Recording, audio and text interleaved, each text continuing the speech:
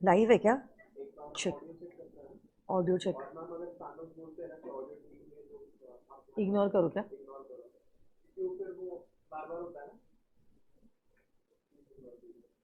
अभी एक बार सिर्फ ऑडियो वीडियो तू चेक कर ले तो टेंशन नहीं रहेगा।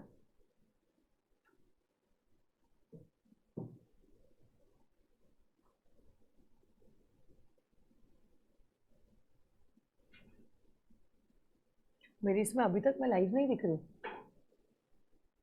हाँ अभी दिख रहा है, ठीक है। ऑडियो एक बार चेक कर लो, टेंशन नहीं रहेगा। ठीक है। कोई भी बोलता है।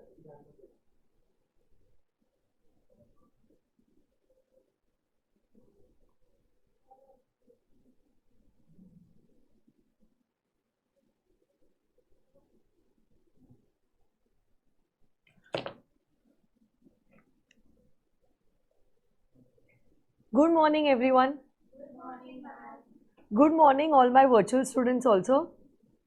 So आज हमारा तीसरा सेशन है जहाँ पे हम लोग जून 2023 अटेम्प्ट का आरटीपी जो है वो डिस्कस करने वाले हैं। And I think there are only 2 acts that are remaining. One is the partnership act and the other is the LLP act. तो I think I had given one question for homework, जो differentiation था between I think sale and agreement to sell. So did you all do the homework? आप लोगों ने किया? नहीं किया ना? अरे बट ये रिवीजन, टेस्ट पेपर रिवीजन, ऐसे तो सब कुछ किया हुआ है हमने बट हम कर क्यों रहे हैं? रिवीजन के लिए ही कर रहे हैं ना। लिखना चाहिए था आपने। ठीक है चलो कोई बात नहीं।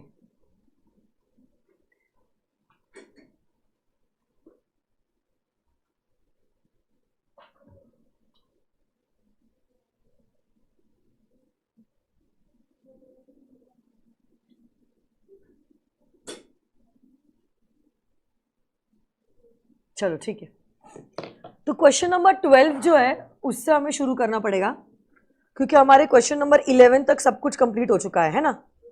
सो I am just reading question number 12, let's check it out.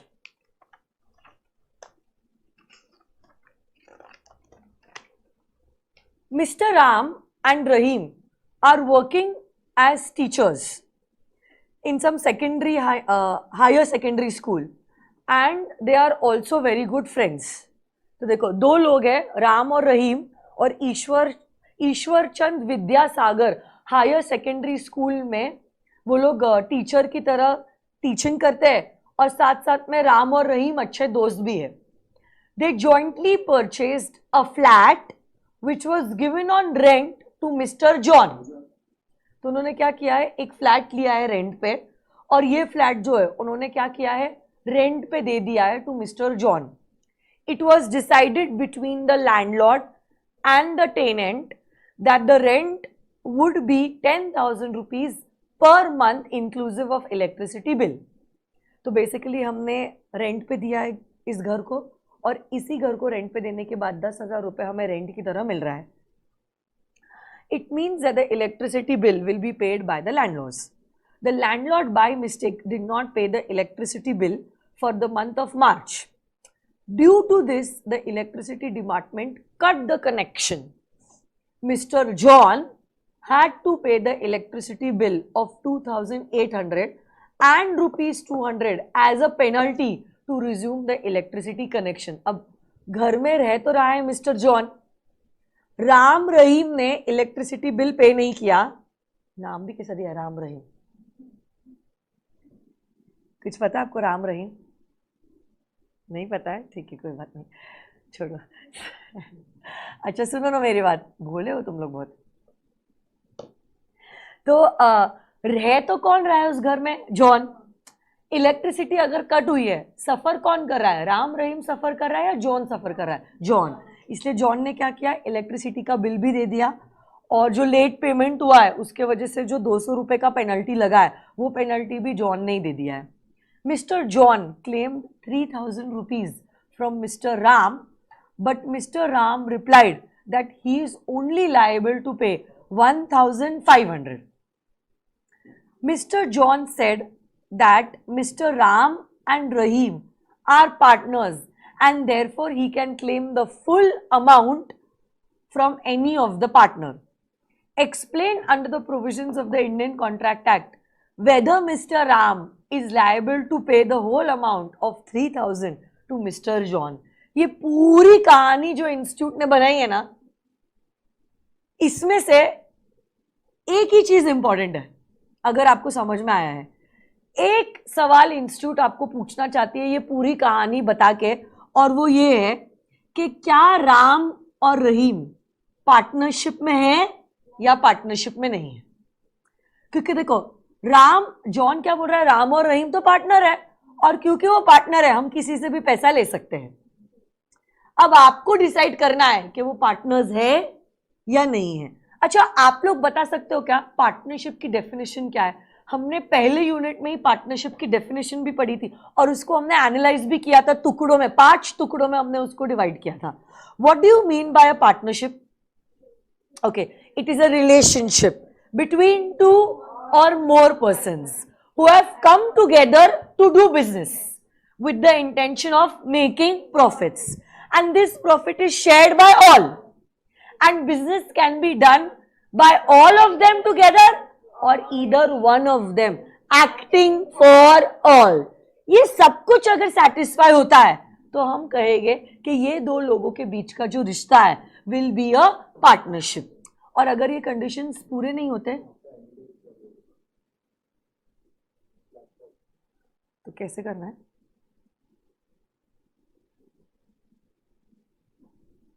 यहां पे तो कनेक्टेड है, अभी भी यहां पे कनेक्टेड बता रहा है अभी तक। ठीक है तुम करो, मैं डिस्कस करूं। तो ये पांचों भी चीजें अगर पूरी होती है तो हम कहेंगे कि ये दोनों लोगों के बीच में जो है is a relationship of partnership. अब देखो हमने उसी यूनिट में, यूनिट 1 में पार्टनरशिप के दूसरे ऑर्गेनाइजेशन से डिफरेंशिएशन देखे थे। उसमें हमने एक डिफरेंशिएशन देखा था between a partnership and between co-owners. Co-owners मतलब 2 या 2 से ज्यादा लोग मिलकर कुछ प्रॉपर्टी, कुछ एसेट को जॉइंटली ओन करते हैं। उस एसेट से या तो प्रॉफिट हो रहा होगा या तो नहीं भी हो रहा होगा, फर्क नहीं पड़ता है। प्रॉफिट अगर हो रहा है तो आपस में बांटेंगे, या ऐसा भी हो सकता है they just own it together and they are not doing any kind of business. यहां पे अगर आप देखोगे राम और रहीम ने दोनों ने मिलकर एक प्रॉपर्टी को, एक फ्लैट को खरीदा है। Are they the joint owners of this flat? जैसे कि आप और मैं मिलकर एक घर खरीदते हैं, और हमारा बिजनेस नहीं है घर को खरीद के रेंट पे देने का। हमारा बिजनेस है क्या? क्या हम ब्रोकर है, हजारों घर खरीदते हैं, कुछ बेचते हैं, कुछ रेंट पे देते हैं, क्या ये हमारा बिजनेस है?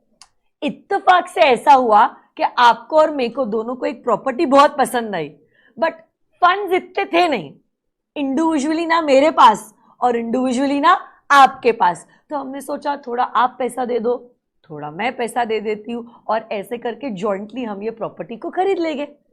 और प्रॉपर्टी खरीद के ऐसे ही रहे, उसके बदले why not to get some income?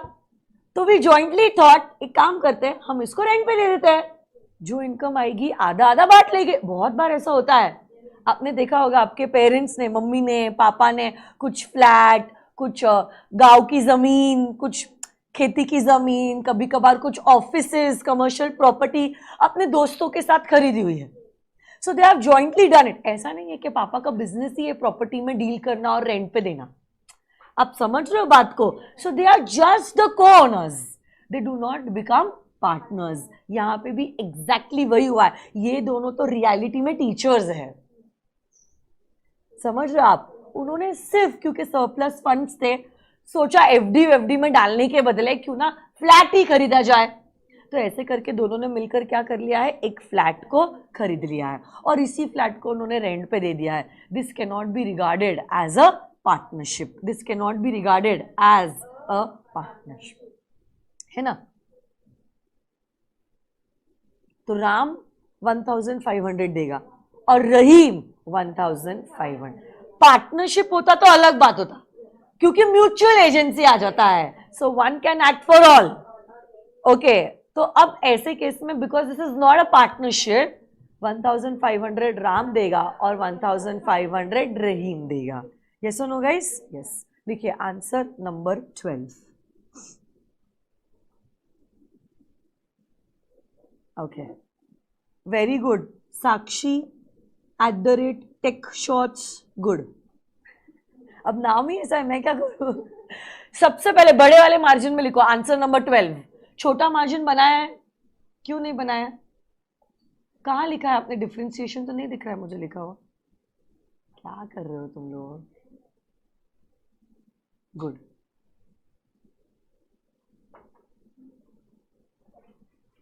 मतलब तुम जो मेरे साथ बुक खोलते हो वही बुक खोलते हो, उसके बाद खोलते ही नहीं हो तुम। अभी यही बहाना मिलेगा ना तुमको।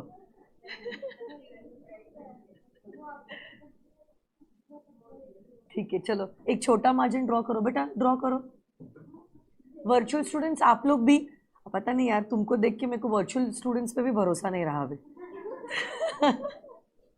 5 में से अगर 2 ही बच्चे कर रहे हैं, मतलब क्या है, ये बच्चों में से भी पता नहीं कितने बच्चों ने किया है।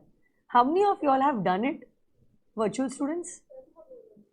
हाँ सब बोलेंगे ना।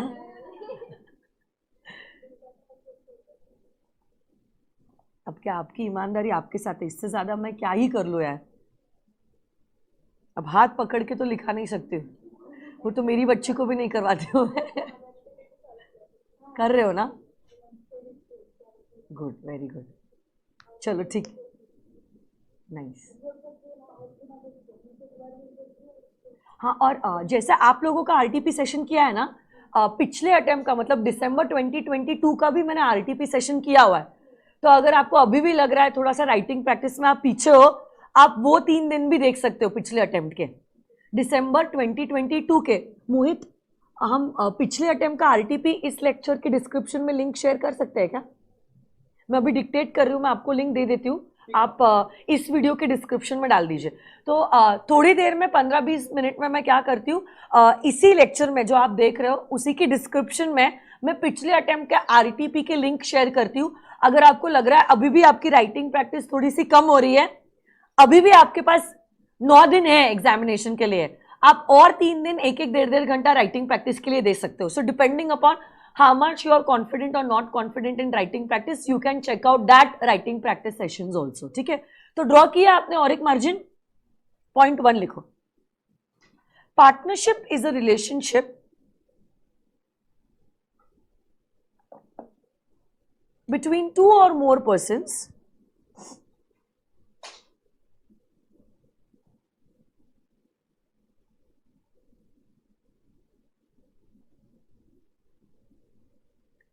are partnership is a relationship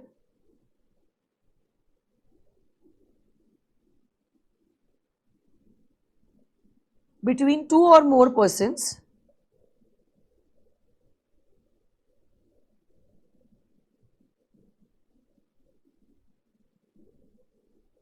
who have agreed to share the profits, who have agreed to share the profits of a business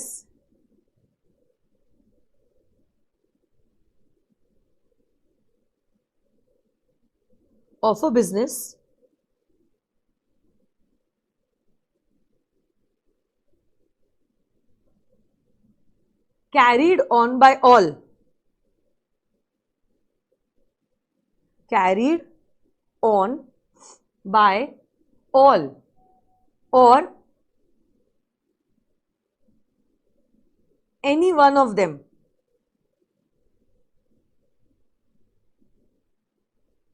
or any one of them acting for all. लिखा. पॉइंट नंबर 2, मोहित मैंने 2 videos की link भेजी है, but तुम क्या करो ना, उसका या तो थंबनेल या तो टाइटल चेंज कर दो, पार्ट 1 और पार्ट 2 ऐसा कर दो तुम, क्योंकि दोनों का नाम, दोनों का थंबनेल सेम है, बच्चों को लगेगा सेम लेक्चर है. वो कर देना. तुम टाइटल तो चेंज ही कर सकते हो ना, टाइटल चेंज करना ही, टाइटल चेंज कर लो फिर. एक में पार्ट 1 कर दो और एक में पार्ट 2 कर दो. तुमको समझेगा ना पार्ट 1 पार्ट 2 कौन सा है. ऊपर वाला पार्ट 1 है, क्योंकि सेम थंबनेल है, सेम टाइटल है, बच्चे डिफ्रेंशिएट ही नहीं कर पाएंगे ना. थंबनेल में पार्ट्स दिया है और ना टाइटल में दिया है. ओके 5 मिनट में इस जो वीडियो अभी लाइव चालू है उसके डिस्क्रिप्शन में तुम ऐड कर दोगे ना पार्ट 1 पार्ट 2. ठीक है. ओके लिखो पॉइंट नंबर 2 आपके आंसर में. Thus to decide, thus to decide the existence of partnership, thus to decide the existence of partnership, it must be proved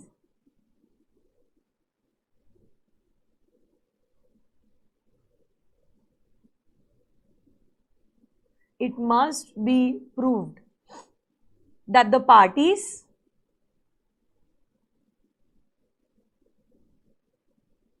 have an agreement, that the parties have an agreement to do some kind of business, to do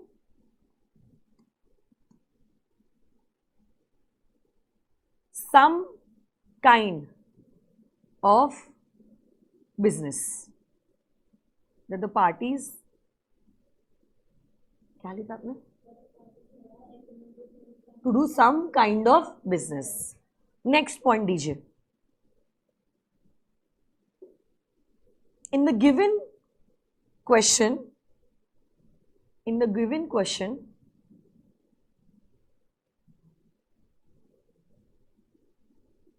Ram and Rahim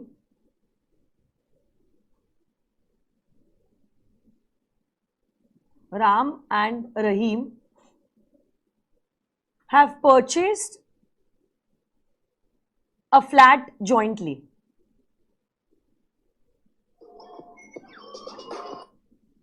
Have purchased a flat jointly and given it on rent.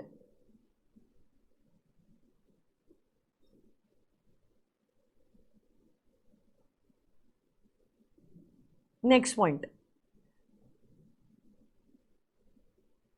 They are earning income from this property as co-owners. They are earning income from this property as co-owners and cannot be said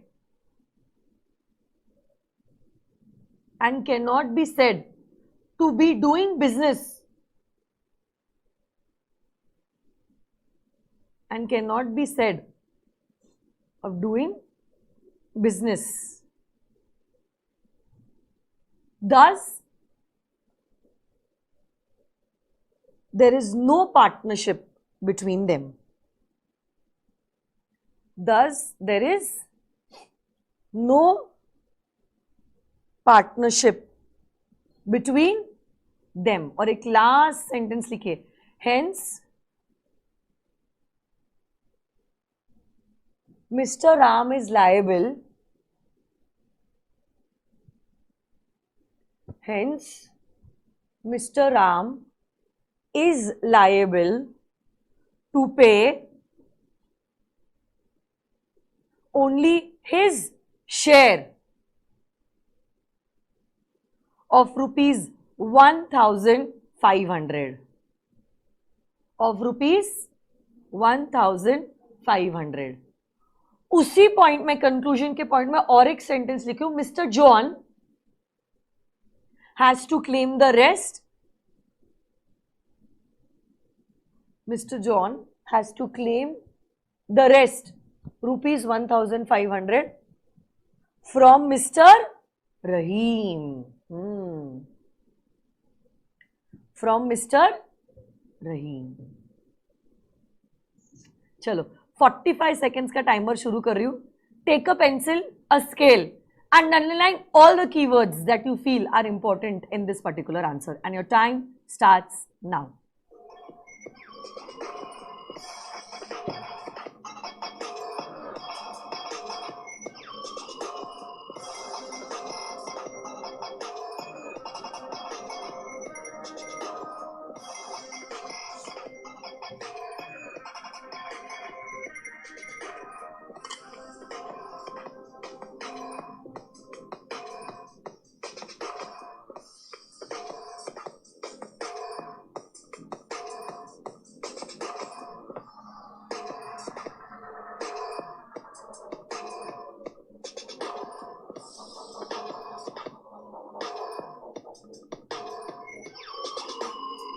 done, हो गया? Time के अंदर हुआ क्या सारा? Keywords underlining, great, wonderful, सही है, बहुत इंप्रूव हो रहे हो आप लोग। बट आप देखो, घड़ी के कांटे के हिसाब से अगर करें तो ही टारगेट सेट होता है और तो ही होता है, नहीं तो फिर आराम आराम से लिखते बच्चे। स्पेशली फर्स्ट क्वेश्चन तो इतना लेट लेट के लिखे गए, बाद में रियलाइज होगा एक ही क्वेश्चन में मेरे 40 मिनट चले गए, क्वेश्चन नंबर 1 जो कंपलसरी है, और फिर अभी तो बाकी सब कुछ लॉ बाकी है, प्लस बीसीआर भी बाकी है। फिर इतना टेंशन हो जाता है बच्चों को, और वो एंजाइटी की वजह से जो आता है ना वो भी भूलना चालू कर देते हैं, and that is why you need to practice a lot. चलो कोई बात नहीं, क्वेश्चन नंबर 13 पे आ जाइए। 13, Shyam, Mohan and Keshav are partners in messrs Nandlal Gokulwale and company. They mutually decided that Shyam will take the responsibility to sell the goods. ऐसा हो सकता है क्या?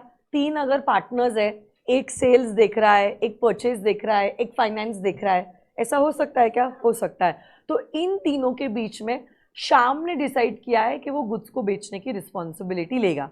Mohan will do the purchase of the goods, Mohan goods के परचेज पे ध्यान देगा, and Keshav will look after the accounts and banking department, और केशव फाइनेंस के बारे में हैंडल करेगा। No one will interfere in other departments work. Okay, once when Shyam and Keshav were out of town, Mohan got information that the price of their goods is going down sharply due to some government policy which would result in heavy loss to the firm if the goods are not sold immediately. अब देखो, यही कुछ important चीजें हैं जो question से आपको छांटनी है। अगर हमने गुड्स को इमीडिएटली नहीं बेचा, देखो इमीडिएटली, इमीडिएटली मतलब इमरजेंसी है, तो फिर गुड्स के प्राइसेस में बहुत हैवी गिरावट होगी, जिसके वजह से कॉन्सिक्वेंटली फर्म को बहुत ज्यादा नुकसान होने वाला है। Is this a situation of emergency? He tried to contact, बेचारे ने कोशिश भी की शाम को, क्योंकि शाम की ऑथोरिटी थी गुड्स को बेचने की। समझो आप, this Mohan was not responsible for the sales, Mohan was the person who was responsible for the purchase. So he tried to contact Mr. Shyam, but connect नहीं हो पाया। इंडिया के बाहर थे शायद से, आउट ऑफ टाउन थे, पता नहीं क्या, कुछ गाँव में हो गए जहाँ इंटरनेट और फोन का कनेक्शन नहीं होता है। When Mohan couldn't contact to Shyam, he sold all the goods at some reduced price. But देखो, why did he do this? To save the firm from the heavy loss. इरादे कुछ खराब नहीं थे, उल्टा फर्म को नुकसान से बचाने के लिए यह एक्शन लिया गया था, सही ना? Therefore Shyam and thereafter Shyam and Keshav denied accepting the loss due to the sale of goods at reduced prices as it's only Sham who was having the express authority to sell the goods. अब आपको बताना है partnership act के principles को apply करके मोहन ने ये जो कदम उठाया है, ये जो स्टेप्स उठाए हैं, उसके लिए बाकी के दो पार्टनर्स क्या लायबल हो गए या नहीं हो गए? हो गए या नहीं? ये सेल्स वैलिड है या नहीं? इनफैक्ट अगर ये आज गुड्स को नहीं बेचता ना, थोड़े टाइम बाद अगर हम गुड्स को बेचते तो और नुकसान होता। इस बंदे ने तो इनफैक्ट आपको ज्यादा नुकसान से बचा दिया है, हाँ या ना? और वैसे भी ये सिचुएशन इमरजेंसी की सिचुएशन है, और पार्टनरशिप एक्ट में तो स्पेसिफिकली लिखा गया है अगर कोई इमरजेंसी की सिचुएशन आती है। मैंने क्लास में वो एग्जांपल दिया था, दो पार्टनर्स थे जो दो फार्मर्स थे और खेत उन्होंने खरीदी थी, है ना? अब एक फार्मर गांव के बाहर गया था, एक ही फार्मर वहां पे था, अनफॉर्चुनेटली खेत में आग लग गई, तो दूसरे पार्टनर ने हर एक्शन लिया ताकि हम खेत को बचा सके और नुकसान कम से कम हो। इमरजेंसी में उठाए गए हर कोई step is binding on the firm and also on the other partners.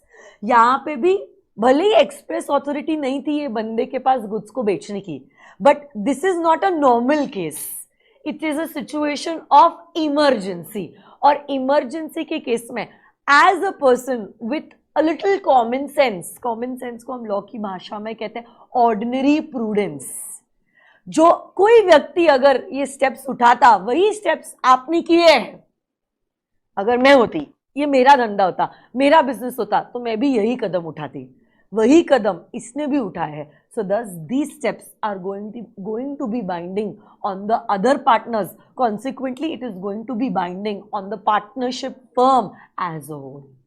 Yes or no, guys? Yes. लिखिए आंसर नंबर 13। पिछले अटेम्प्ट के जो दोनों भी आरटीपी के लेक्चर्स हैं वो हमने चैट बॉक्स में पिन कर दिए हैं, है ना? तो आप उनको रिफर कर सकते हो। आज तो आपकी राइटिंग प्रैक्टिस हो गई, तो may be you can watch it tomorrow and day after tomorrow and do the writing practice, okay? तो थोड़ा और कॉन्फिडेंस बढ़ जाएगा, कुछ नए नए क्वेश्चंस भी देखने मिलेंगे।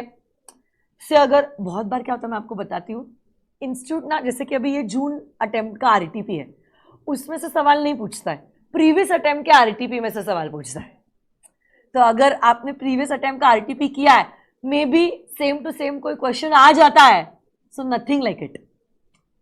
तो क्वेश्चन बैंक के क्वेश्चंस तो किए ही है, तो पिछले अटेम्प्ट के आरटीपी ही कर ले, नए क्वेश्चंस देखने में आ जाएंगे। और मैंने कल और परसों में एक वीडियो अपलोड किया था 10 डेज, उसमें मैंने 10 डेज पहले क्या स्ट्रैटेजी आपको अप्लाई करनी है, उसमें मैंने एक 5th चीज बताई थी, रिवर्स स्टडी मेथड। तो बहुत बार ऐसे मोनोटोनस हो जाता है, सेम बुक लो, सेम सेक्शन पढ़ो, फिर क्वेश्चन देखो, इरिटेटिंग हो जाता है और फ्रस्ट्रेशन आ जाता है। तो वो आप मेथड करो, मुझे भी मेरे एक सीनियर ने ये सजेस्ट किया था and it's really helpful. Reverse method में आप क्या करोगे ना, पहले क्वेश्चंस देखो, क्वेश्चंस देख के आप आपके माइंड में सोचने की कोशिश करो कि ये कौन से एक्ट का कौन से सेक्शन का क्वेश्चन है और क्या आप जवाब दे पा रहे हो। अगर आप जवाब दे पा रहे हो क्या बात है, अगर नहीं दे पा रहे हो फिर आप बुक को खोलो इज्जत में, फिर आप वो सेक्शन पढ़ो, फिर वो सेक्शन को पढ़ने में ज्यादा इंटरेस्ट भी आएगा, क्योंकि आप खुद को लग रहा है भाई 10 दिन में एग्जामिनेशन है और ये क्वेश्चन भी जवाब देने नहीं आ रहा है, आपका माइंड ही आपको मोटिवेट करेगा। So you will not require external motivation, वो आग अंदर से जलेगी कि भाई बैंड बजेगी हमारी, चुपचाप कर लो इज्जत में। तो आप अच्छे से पढ़ोगे और फिर वो क्वेश्चन को और वो सेक्शन को पढ़ने का आपका नजरिया भी बदल जाएगा। बहुत बार आप जब सेक्शन ऐसे ही पढ़ते हो ना, you take it lightly, because आपको लगता है ठीक है, आता है, कर लेंगे, हो जाएगा, चलो आगे आगे पेजेस बढ़ाते जाते हैं आप सिर्फ नेम सेक के लिए। But when you are studying in this reverse method ना, you are more vigilant, more careful, so do that for that RTP session, ठीक है? मैंने बताया था क्या, जब मैं सीए फाइनल में थी, मैंने 5 महीने का प्रेपरेटरी लीव मिला था, 2 महीने में मैंने फर्स्ट रीडिंग कर ली थी और फिर मैंने एक पेपर उठाया था और मेरे को कुछ भी लिखते नहीं आ रहा था, मतलब आधे पौने घंटे में आउट हो गई थी मैं, खत्म हो गया था मेरा। तो मैंने और कुछ भी नहीं किया था, जितना भी समय बचा हुआ था, 3 महीने बचे हुए थे, मतलब लिटरली 90 डेज में मैंने क्या किया था, 8 सब्जेक्ट 10 पेपर्स, 80 पेपर्स मैंने सॉल्व किए, दैट्स इट। तो ये 80 पेपर्स जो सॉल्व किए थे, this was nothing but it was this reverse study method. क्योंकि जब मैं पेपर सॉल्व करने बैठी हूँ, जितना आ रहा है उतना लिख रही हूँ, जितना नहीं आ रहा है तो फिर अब मैं देख रही हूँ कि ये अच्छा सजेस्टेड में मैंने देखा, अच्छा ये इसका क्वेश्चन है, इसका ये आंसर है, फिर वो सेक्शन को उस एंगल से मैं देख रही थी, कर क्या रही थी, this was nothing but it was the reverse study method. और इससे मुझे जेन्युइनली बहुत फायदा हुआ है, बहुत फायदा हुआ है मुझे, क्योंकि मेरा सीए फाइनल अटेम्प्ट 6 मंथ से प्रीपोन हुआ था, फिर भी दोनों ग्रुप एक साथ देने के बावजूद आई cleared both the group 6 months पहले, वो भी this was this method and it's genuinely very helpful. Because class में एक ही चीज में आप कर रहे हो, घर पे भी एक ही चीज से आपने फॉलो किया, बहुत बार क्या हो जाता है ना, फिर आपकी नजर मिट जाती है, क्योंकि ऐसा लगता है सब कुछ आता है, बहुत फेमिलियर हो जाती है ना चीजें। तो क्वेश्चन से जब आप पढ़ते हो the angle changes, and when the angle changes then new prospects open होते हैं, and then the interest is also not getting affected, you don't get bored because now it's not monotonous, the approach has change. तो ऐसा आप कर सकते हो for last attempt का RTP. ठीक है, लिखिए पॉइंट नंबर 1, पहले लिखा बड़े मार्जिन में आंसर 13, पॉइंट 1 लिखिए।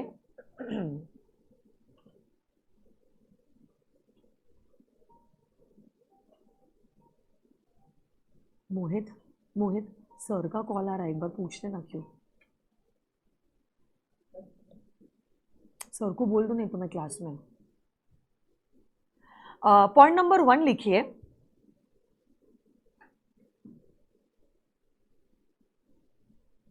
the partners can amongst themselves, the partners can amongst themselves decide the powers and authorities between themselves, the powers and the authorities between themselves. Point number 2 दीजिए, however in case of an emergency, however in a case of an emergency, a partner has the authority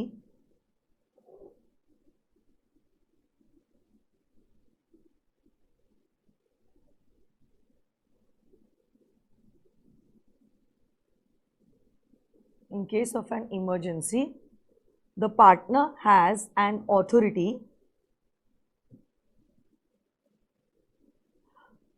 to do all such acts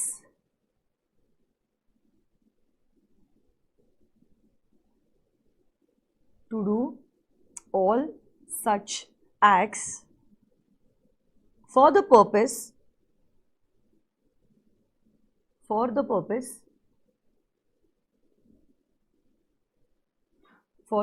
of protecting,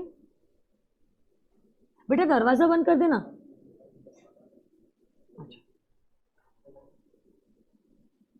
for the purpose of protecting the firm from loss, for the purpose of protecting the firm from loss, as would have been done, as would have been done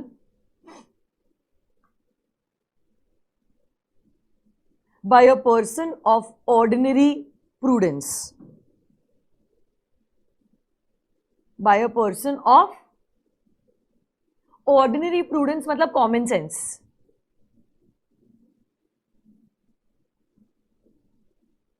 ordinary prudence का spelling बोलूं, PRUDENCE, prudence के बाद comma, in his own case, in his मतलब अगर ये partner नहीं होता, अपना खुद का होता, तो वो क्या करता, वही उसने फर्म के लिए किया है, in his own case, under similar circumstances, under similar circumstances.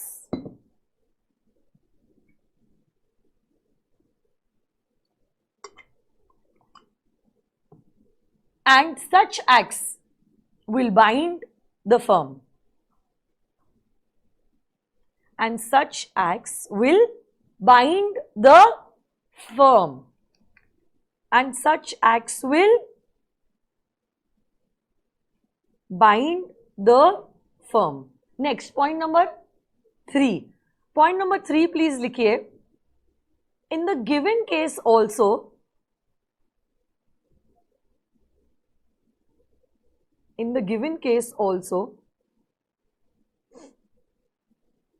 though Sham had the express authority,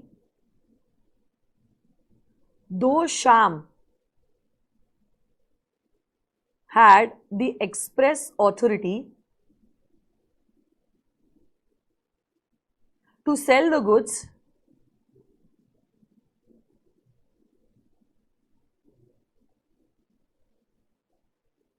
comma, Mohan sold the goods at some loss.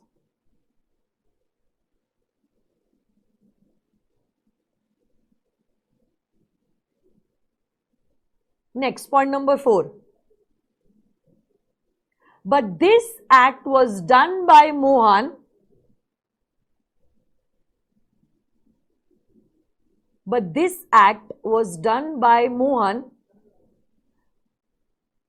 to protect the firm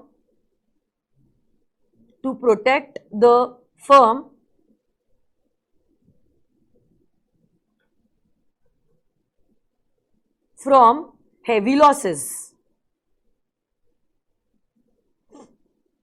To protect the firm from heavy losses. Hence, this sale will bind the firm. Hence, this sale will, bolo, bind the firm. हो गया. चलो timer चालू करो. 3, 2, 1 and your time starts now.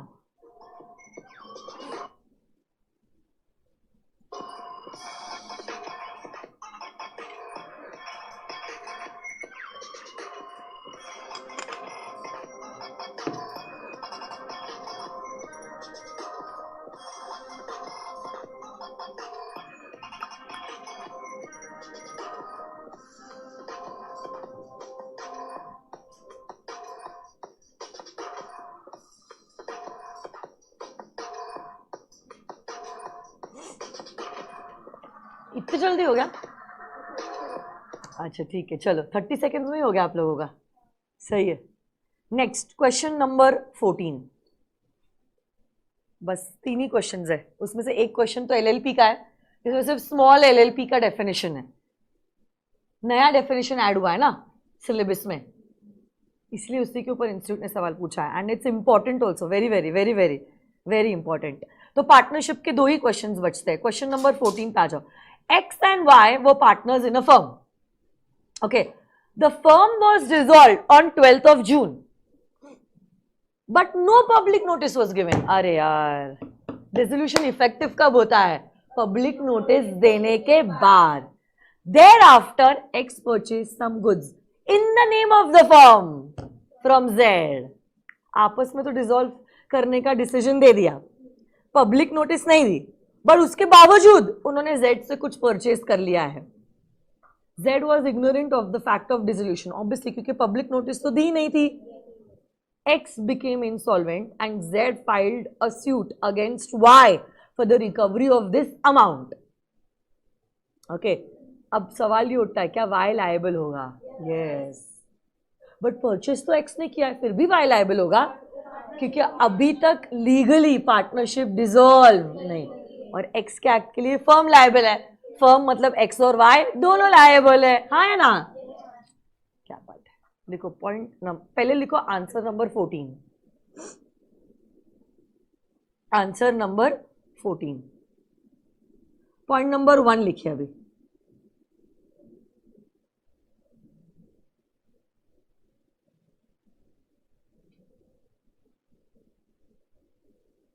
Even if the partners have decided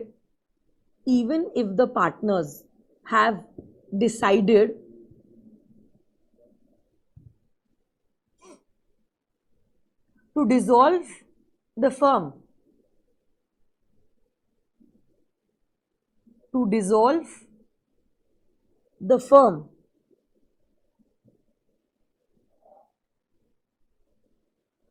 Comma, the partners continue to be liable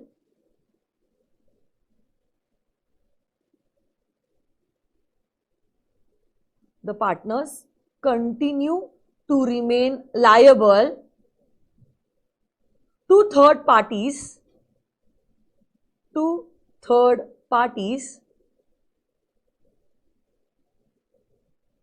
for any act done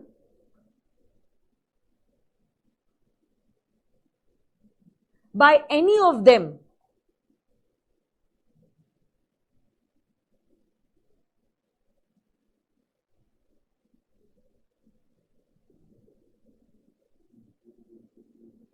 until public notice is given.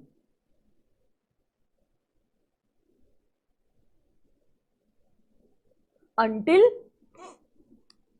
public notice is given. Next, point number 2. I don't think so. 2 या 3 marks से ज्यादा का ये question नहीं है, छोटा question नहीं है. In the given case, X and Y were partners in a firm.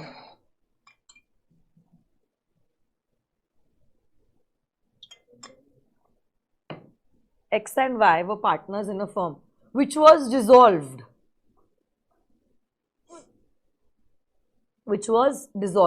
But no public notice was given.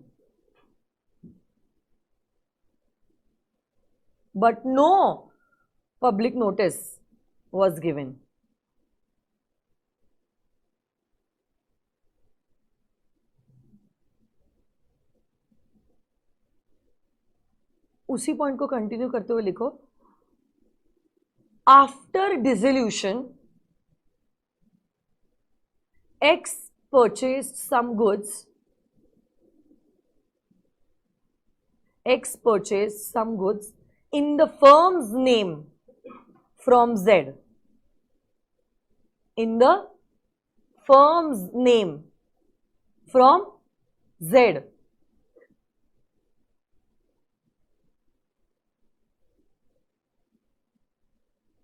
X became insolvent.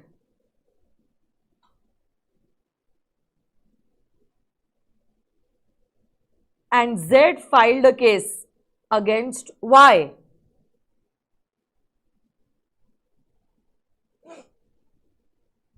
For the recovery of this amount.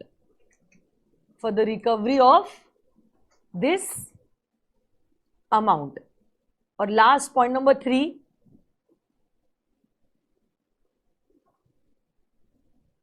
X and Y will continue to remain liable. X and Y will continue to remain liable.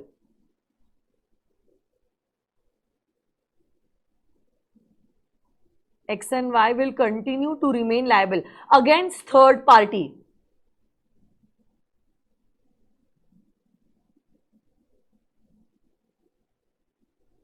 Even after dissolution.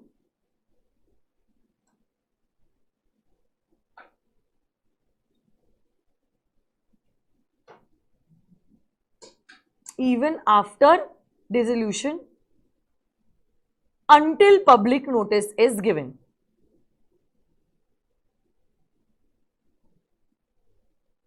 Until public notice is given.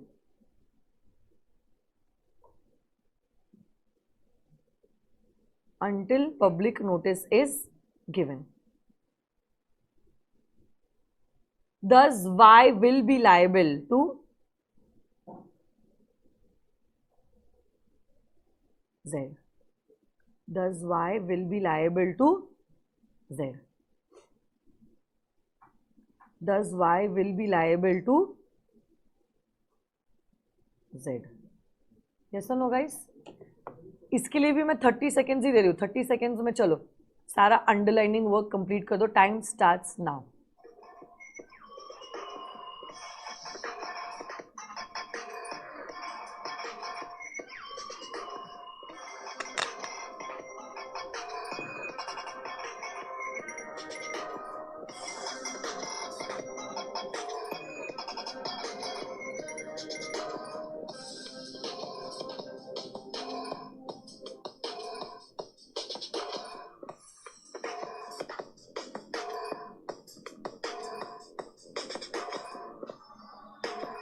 30 seconds are up. हुआ? Great.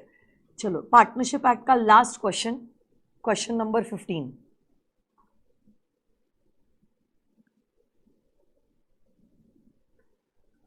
It's, I think, a direct theory question. क्या? State the modes by which a partner may transfer his interest, transfer of interest, in a firm in favor of another person, and what are the rights of such a transferee. Class में हमने सलमान, सोहेल और अरबाज का example लिया था, याद है आपको कुछ? और अरबाज, अरबाज ही ना मलाइका का हस्बैंड, एक्स हस्बैंड कौन है? मुझे भी नहीं पता. किसने, कौन से भाई ने ट्रांसफर किया था मलाइका को इंटरेस्ट? मैं आपको बताती हूँ, बॉलीवुड में थोड़ा सा मैं वीक हूँ, लॉ के अलावा कुछ आता नहीं है. अरबाज बराबर है.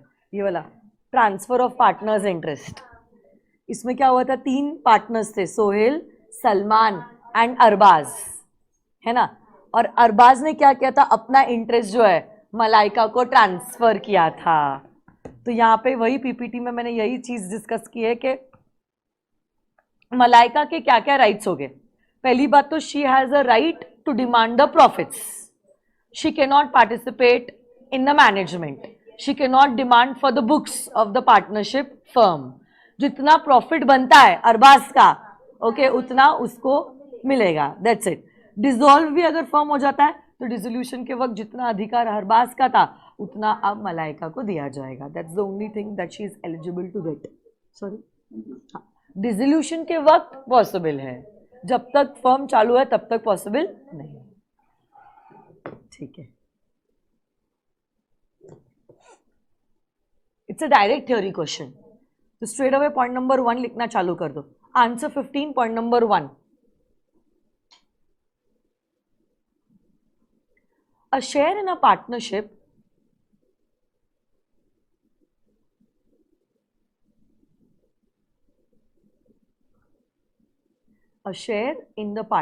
is transferable like any other property.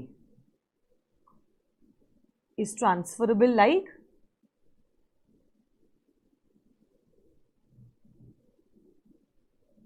any other property.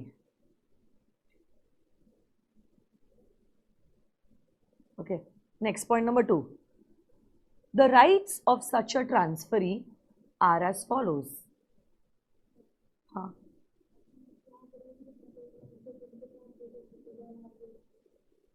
ऐसा पूछा तो नहीं है सवाल, लिखा है क्या? ठीक है, लिख लो फिर आप. 1 मिनट रुक जाओ. फिर पॉइंट 2 आप लिखो. Such a right can be transferred by sale, comma, mortgage,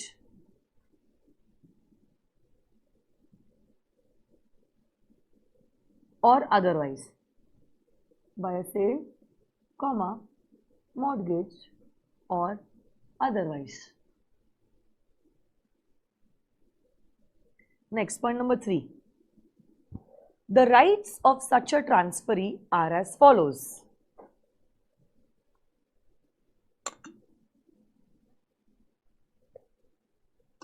अब ए पॉइंट दीजिएगा तो छोटा 1 लिखो.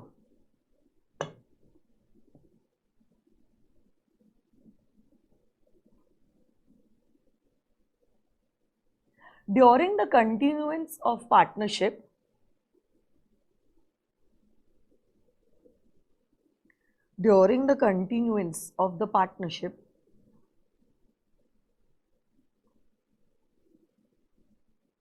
such transferee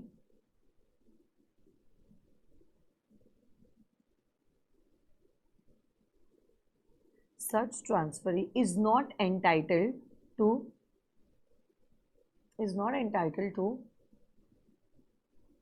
अब नेक्स्ट लाइन पे फर्स्ट बुलेट कीजिए. is not entitled to, not entitled to, first bullet, interfere in the conduct of business. Interfere in the conduct of business.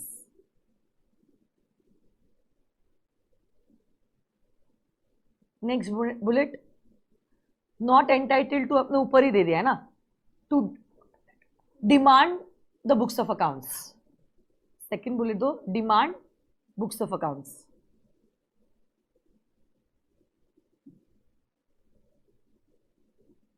और third, inspect the books of the firm. Inspect the books of the firm.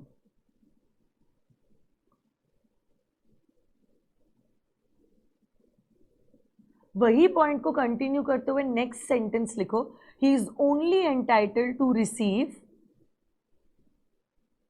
He is only entitled to receive the share of the profits, the share of the profits of the transferring partner, of the transferring partner.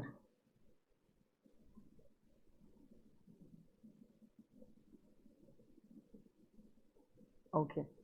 Next point, point number 3 होगा 4, ठीक है. On the dissolution of the firm,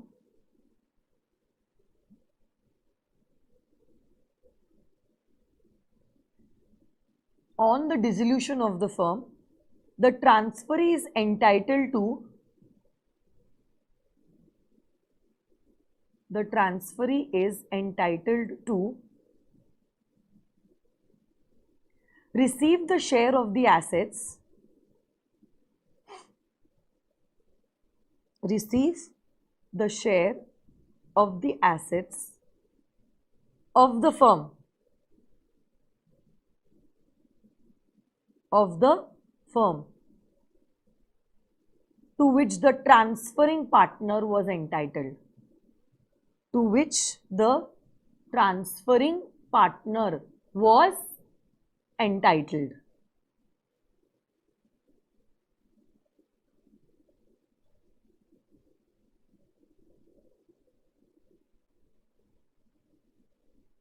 okay, ठीक है. Underline कर रहे हो keywords? चलो फटाफट, बस आखिरी क्वेश्चन है एलएलपी एक्ट का एंड देन हो गया.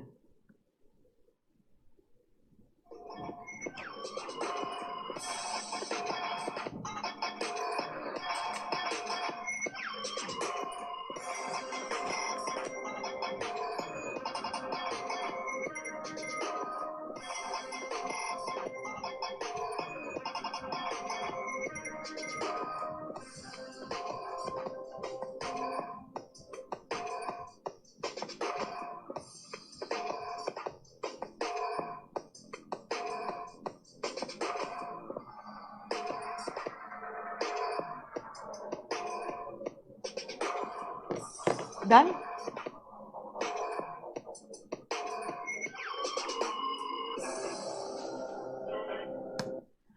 एलएलपी एक्ट में आप जानते हो एक क्वेश्चन पूछा जाता है for approximately 5 marks. So LLP act का वेटेज इज 5 मार्क्स. तो आरटीपी में भी इंस्टीट्यूट ने एक ही सवाल एलएलपी एक्ट का पूछा हुआ है and it's a kind of a direct theory question, जिसमें इंस्टीट्यूट ने बोला explain the small LLP partnership under the LLP act 2008, है ना. तो this is a recently introduced definition even under the act. और आप लोग जानते हो LLP would be regarded as a small LLP, okay, if the contribution is not exceeding 25 lakhs and the turnover is not exceeding 40 lakhs. So basically this is the limit, that is 4 crores and 40 crores is small company.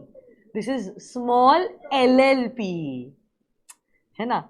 Small company की बात नहीं कर रहे हम, small LLP की बात कर रहे हैं. बट ये जो 25 लैक्स और 40 लैक्स का लिमिट है, it's the limit that is currently applicable.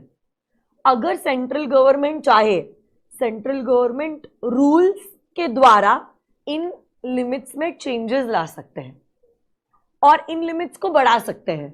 जैसे कि कंट्रीब्यूशन का लिमिट जो 25 लैक्स है उसको बढ़ाकर सेंट्रल गवर्नमेंट अगर चाहे 5 करोड़ तक भी ला सकता है. और ये जो 40 लाख का लिमिट है फॉर द टर्नओवर, इसको हम बढ़ा के 50 crores तक भी हम ला सकते हैं। अभी तक सेंट्रल गवर्नमेंट ने कोई भी रूल्स प्रिस्क्राइब नहीं किए हैं। क्योंकि रूल्स प्रिस्क्राइब नहीं हुए, एक्ट में जो डेफिनेशन दी गई है और उसमें जो फिगर्स है वही हमारे लिए प्रैक्टिकली भी और एग्जामिनेशन पॉइंट ऑफ व्यू भी इंपॉर्टेंट है। तो आज के दिन पे अगर आपको देखना है कोई एलएलपी स्मॉल है या नहीं है, आप देखोगे कि क्या उसका कंट्रीब्यूशन 25 lakhs या उससे कम है, and turnover according to the last financial year it shall not be more than 40 lakhs। तो ये 25 और 40 lakhs के लिमिट में अगर आप हो तो आपकी एलएलपी को माना जाएगा as a small LLP. Okay, चलो आप लिखोगे या मैं डिक्टेट करूं? पता ही था मुझे, लिख लो। चलो इतना कर ही लिया है तो एक आखिरी के लिए क्यों छोड़ो। Answer number what is it? 16।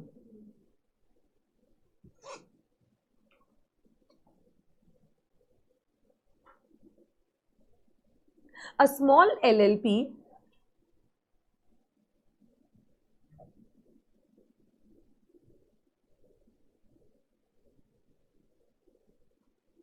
small LLP means a LLP in which point 1 दीजिए, छोटा 1, the contribution does not exceed 25 lakhs। 25 lakhs or such higher amount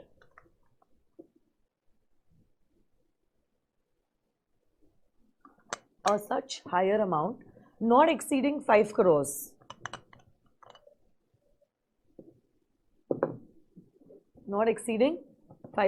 as may be prescribed। मतलब according to the rules. But क्या rules notify हुए हैं? क्या नहीं हुए? तो हायर अमाउंट ही नोटिफाई नहीं हुआ है, तो हमारे लिए जो रेलिवेंट है that is going to be 25 lakhs, है ना। एंड लिखा आपने, एंड भी बहुत इंपॉर्टेंट है। एंड सेकेंड पॉइंट छोटा 2 मतलब turnover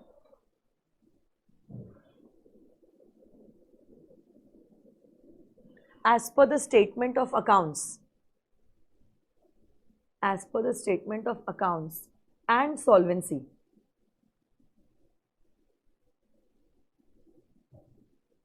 for the immediately preceding financial year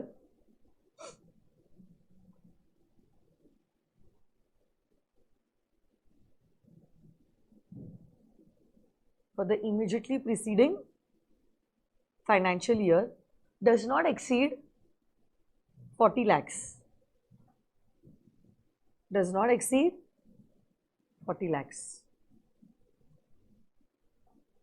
or such higher amount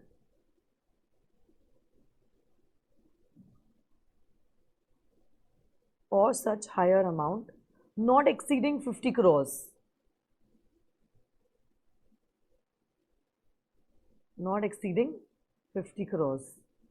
as may be prescribed। इस डेफिनेशन में और एक थर्ड पॉइंट है जो कहता है अगर रूल्स में कुछ दूसरी रिक्वायरमेंट दी गई है तो वो रिक्वायरमेंट भी आपको पूरी करनी पड़ेगी in order to be called as a small LLP. But rules prescribe ही नहीं हुए हैं तो इसलिए वो थर्ड पॉइंट इतना रेलिवेंट नहीं है। बट हम क्या करेंगे, क्योंकि ये 5 मार्क का क्वेश्चन है, हम थर्ड पॉइंट भी लिख देंगे to tell the examiner that we know that this definition is giving this point, but practically वो अभी रेलिवेंट नहीं है क्योंकि जब तक सीजी रूल्स प्रिस्क्राइब नहीं करता है there is nothing that is required to be complied with. But क्योंकि 5 मार्क का क्वेश्चन हमें लिखना पड़ेगा इसलिए पॉइंट 3 दीजिए। It meets such other requirements as may be prescribed. It meets such other requirements as may be prescribed. It meets such other requirements as may be prescribed. कौन से figures underline करोगे आप keywords में? 25 lakhs, 40 lakhs, हाँ 25 lakhs, 40 lakhs, और and को underline करोगे आप, और कंट्रीब्यूशन और टर्नओवर को अंडरलाइन करोगे. कंट्रीब्यूशन 25 lakhs, टर्नओवर 40 lakhs, और एंड वर्ड को आप अंडरलाइन करोगे. These would be the keywords for this answer, है ना? तो ऐसे करके हमारा जून 2023 अटेम्प्ट का RTP जो है वो हो गया है complete. How did you find the questions? Were you all able to give the answers? Was it easy? So law is just a mind game, है ना? अगर आप काम रहते हो और आपने अच्छे से पढ़ाई की है इन दिनों में, believe me you will be able to give answer to every question that has been asked. थोड़ा सा बस प्रेजेंस ऑफ माइंड रखना, be confident and believe in yourself. सारी बातें आपको याद आ जाएगी. डोंट बी स्ट्रेस्ड अबाउट कि चीजें याद नहीं आ रही मुझे. This is a very obvious feeling that you all are having right now, but जैसे पेपर आप देखोगे हाथ में, आपको ऑटोमेटिकली सारी बातें याद आना चालू हो जाएगी, है ना? प्रेजेंटेशन अच्छा रखना. It's a subjective paper, so how you are writing the paper is really going to make a difference. Target यही रखना कि 2 hours 45 minutes में आपका पेपर कंप्लीट हो जा रहा है. लास्ट के 15 minutes में you have to give the time for self review and this underlining part. Question 1 से शुरू करना कंपल्सरी नहीं है. You can start with any question that you want to. In fact, start with that question that you know that you are best at. But अगर suppose आपने question number 3 से शुरू किया है, 3 के अगर 3A, B, C है, वो सारे सब क्वेश्चंस एक ही साथ आपको लिखने होते हैं और घड़ी के कांटों के हिसाब से ही आपको आंसर देना शुरू करना है. ऐसा नहीं होना चाहिए कि फर्स्ट 1 hour में आपने सिर्फ 20 मार्क का कंटेंट किया है और बाकी के 2 घंटे में आपको 80 मार्क्स का कंटेंट कवर करना है. This shouldn't be happening. अभी तक ये चीज सॉर्ट आउट हो जानी चाहिए कि मुझे लॉ पहले करना है या BCR.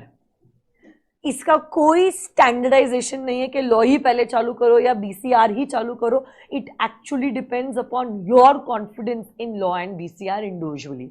जिसमें आप ज्यादा कॉन्फिडेंट हो उससे आप पहले शुरू करोगे. अगर आपको लगता है मैं BCR में ज्यादा अच्छी हूं, आप BCR से शुरू करो. अगर आपको लगता है मैं लॉ में ज्यादा अच्छा हूं, आप लॉ से शुरू करो. Okay, so law approximately should be covered in 2 hours and BCR in 45 minutes. और 15 minutes should be for self reviewing and the underlining part. जितने मार्क्स का क्वेश्चन है उसके हिसाब से आप लेंथ डिफाइन करोगे. कुछ क्वेश्चंस के लिए आपको ऐसा भी लगेगा कि मेरे को सब कुछ आ रहा है, बट आप सब कुछ नहीं लिख सकते इमोशनल होके. 2 मार्क का अगर सवाल है, आप ऊपर नीचे सब कुछ नहीं लिख सकते हो. You have to be really to the point. जैसे कि अगर पार्टनरशिप में वो डेफिनेशन है, वो डेफिनेशन को हमने 5 टुकड़ों में डाला था. किसी एक पॉइंट के ऊपर इंस्टीट्यूट ने आपको सवाल पूछ लिया है, सपोज म्यूचुअल एजेंसी, आप बाकी के पॉइंट एक्सप्लेन नहीं कर सकते हो. आप डेफिनेशन भले ही लिख लो और फिर आप म्यूचुअल एजेंसी के ऊपर आप पूरा पैराग्राफ लिखो, बट बाकी चीजें भले ही आती है, आप इमोशनल होकर सब कुछ नहीं लिख सकते हो. हो सकता है इंस्टीट्यूट ने डिफरेंशिएशन पूछ लिया between may be a Hindu undivided family and a partnership. आपको आते 10 पॉइंट डिफरेंशिएशन के, बट आप सारे 10 पॉइंट नहीं लिख सकते हो. अगर 5 मार्क का क्वेश्चन है, चलो 5, ज्यादा से ज्यादा 6 पॉइंट्स ऑफ डिफरेंशिएशन आप लिख सकते हो. आते 10 है मतलब आप लिखने 10 बैठोगे, you will not get time to complete your paper. And completing your paper is really important. भले ही फिर आप स्पेस छोड़ दो और बाद में अगर आपको समय मिले तो आप वहां पे आके और पॉइंट्स आप लिख दो. मिलेगा नहीं समय बट आपको, ठीक है, बट अगर आपको लग रहा है मिलेगा समय तो आप स्पेस छोड़ देना. बट स्टार्टिंग से ज्यादा इमोशनल मत हो जाना. 5 मार्क का डिफरेंशिएशन है, ज्यादा से ज्यादा 6 मार्क लिख देना ताकि आप सब कुछ कवर कर रहे हो. बाद में एक्स्ट्रा नॉलेज के लिए आप एंड का टाइम देना, because primarily the focus should be covering everything and then towards the extra pointers. हाँ या ना? पक्का? 100%. चलेगा. चलो. So thank you so much. It was wonderful teaching you all, revising with you all, doing the writing practice with you all, motivating you all. I hope you all do good in the examination. And my blessings, of course, are always going to be there with you. If you still have any issues, you can always connect with me. Okay.